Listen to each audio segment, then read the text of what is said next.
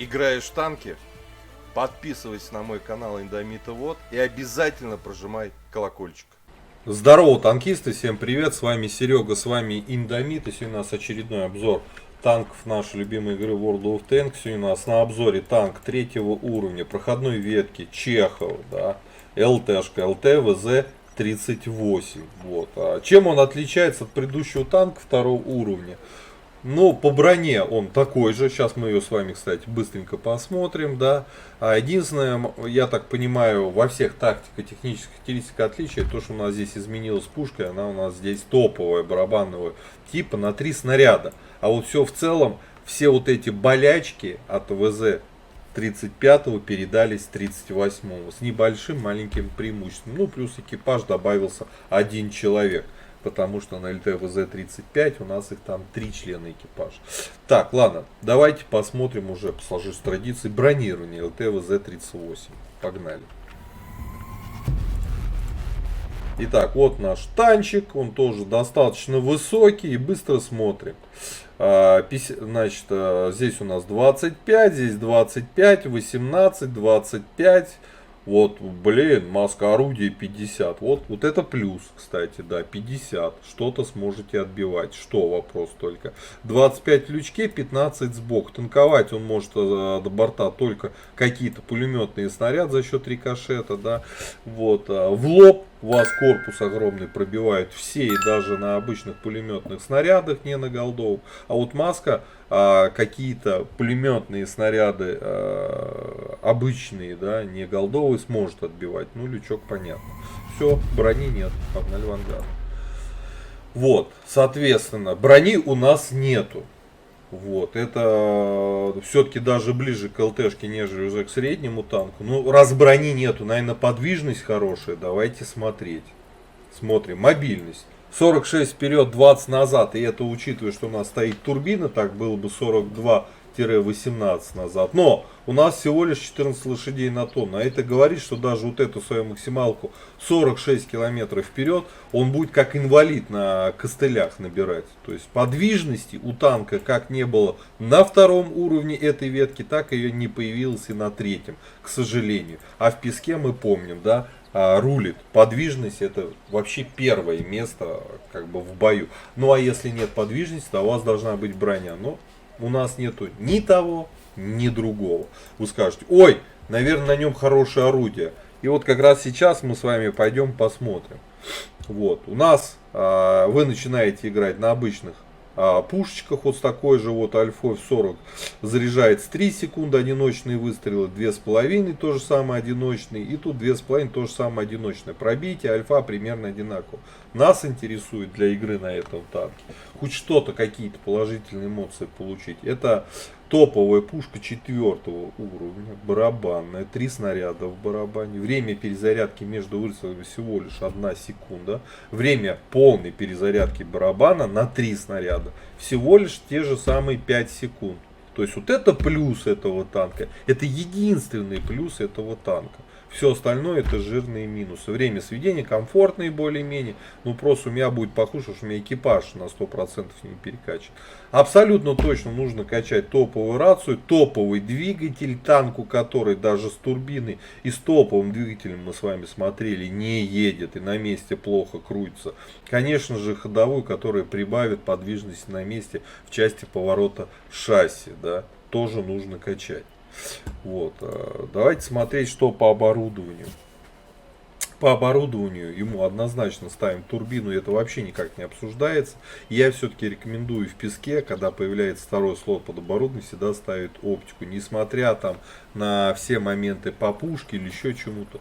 Вот эти два типа оборудования в песке рулят.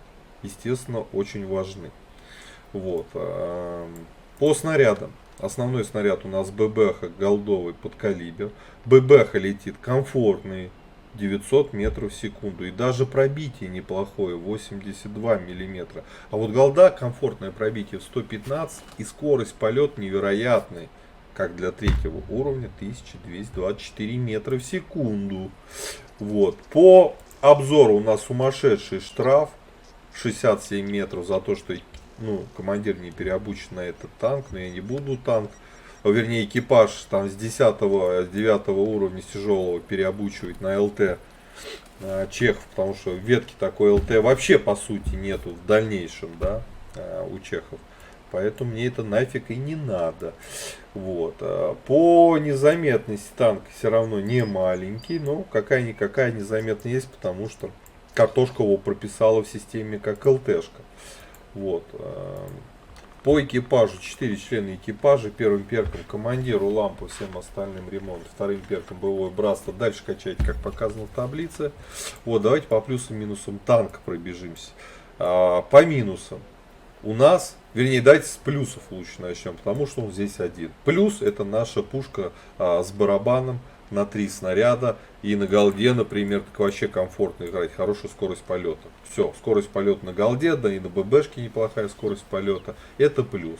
Все остальное минусы. Давайте их быстро перечислим. Подвижности нет, минус. Брони нет, минус. Незаметность, она как бы присутствует, но танк высокий. В каких-то кустах вы будете светиться своим обзорным прибором на башню. Тоже, по сути, минус. Вот. По обзору, сейчас, секунду. По обзору, в принципе, плюс. Потому что в 370 метров на 3-м уровне это плюс. Я вас обманул. У этого танка 2 плюса. Это пушка и обзор. Все, предлагаю уже отправляться в бой. Пощупаем, посмотрим, как этот танчик играет современную редами. Погнали.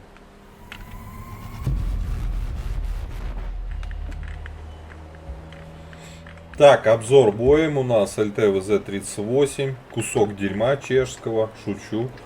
Вот. Единственное преимущество этого танка, это его пушка на 3 снаряда барабанного типа. Подвижность брони нету, вот, подвижности тоже нету.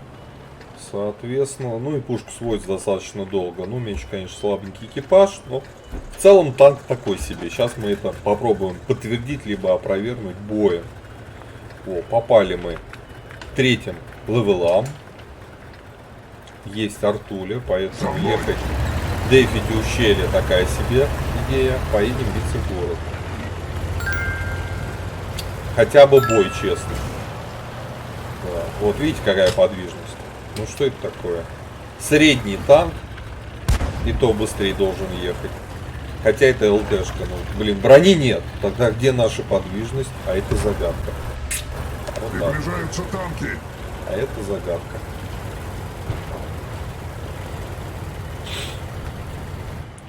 Это, черт побери, загадка.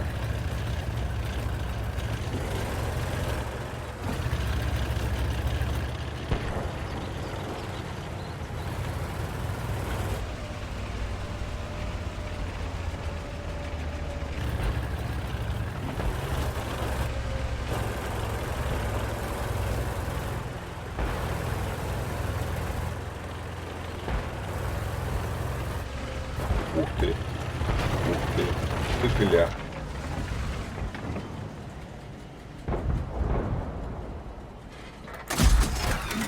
Получи! Хорошо пошло. Помазали. Придется туго. Да я оружие массового поражения. Одного подбрили, да.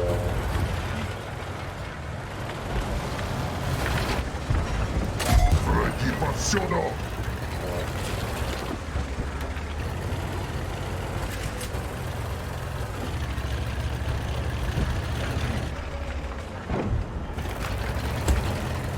Враг уже близко.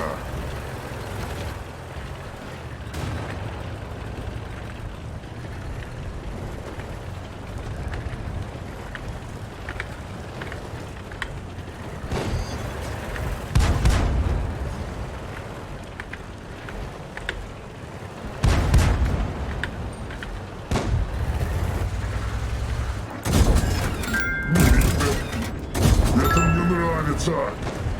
Хорошо пошло.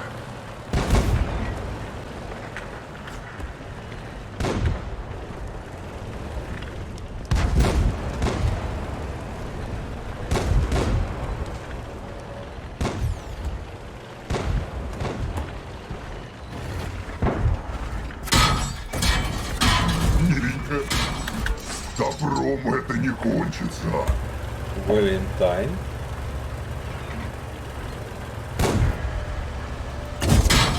Меня задели. Это мне нравится. Мне нужна новая тачка.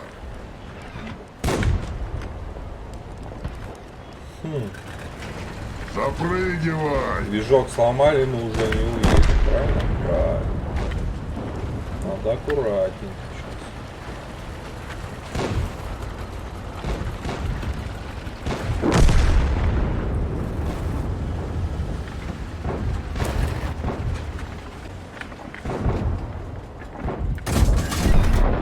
Готов.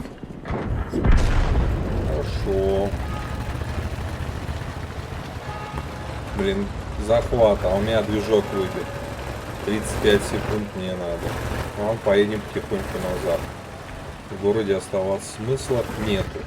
Вот такая подвижность. Понятно, сейчас выбит движок, но в целом, а в городе еще мог как-то эффективно играть только за счет пушки. Но команда наша не удержала ущелье, мы сейчас будем по захвату базы проиграем. Переигрывать бой не буду. Сами все видели, что за танк, как да что, все вроде понятно. Ну давай, давай, чинись уже. Все, прям полетели.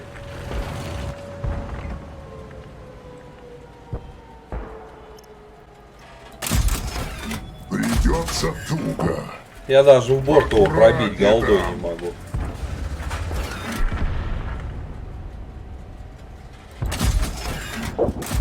Шрам останется загляденье. Все. Аккуратнее там. Проиграли, 500 урона свои нанесли, 77 засвета, итого там 560 суммы, больше, чем наш ХП. Должны были, по идее, 780, чуть-чуть не дотянули, да? Я всегда говорю, что если в бой заходите, вы должны 2 своих собственных ХП делать урона. Но здесь на этом танке не получилось, и по понятным причинам. Вот, танчик, я считаю себе не фановый, не говно, задерживаться на нем точно не стоит, прокачивая ветку чехов. Вот, а уж спускаться со старших левелов на этот танк вы точно не будете. Ну вот точно не будете. Такое, значит, себе удовольствие. Больше всего раздражает. Пушка-то комфортная, экипаж можно перекачать на 100%, прошу прощения, да. Вот, а вот подвижности танка не придаст уже ничего, потому что турбина и так стоит. Поэтому, ребят, пишите свои комментарии, ставьте лайкосы, конечно. Вот как вам эта машина, играли, помните, будете играть еще или когда-нибудь. Подписывайтесь на канал, а я вам говорю, до скорых встреч, пока. Играешь в танки? Подписывайся на мой канал Индомита Вот и обязательно прожимай колокольчик.